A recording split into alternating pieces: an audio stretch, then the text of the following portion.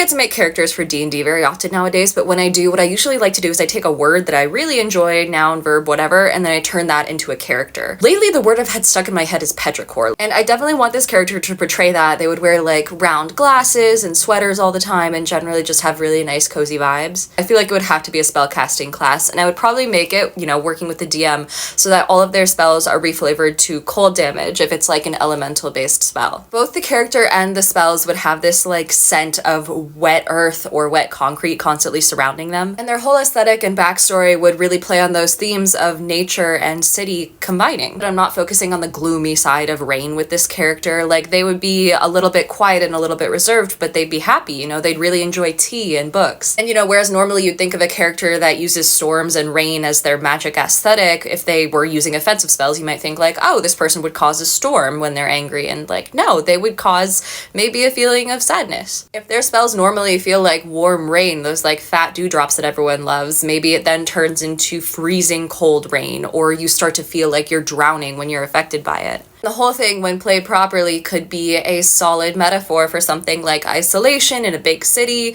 depression, any of those lines. I don't know, it's just something I came up with when thinking about words that I could use to build characters around, and then kind of pulling in my own experiences growing up in Portland. Combine that with a Pinterest board and a nice lo-fi playlist, and you have a really solid character idea.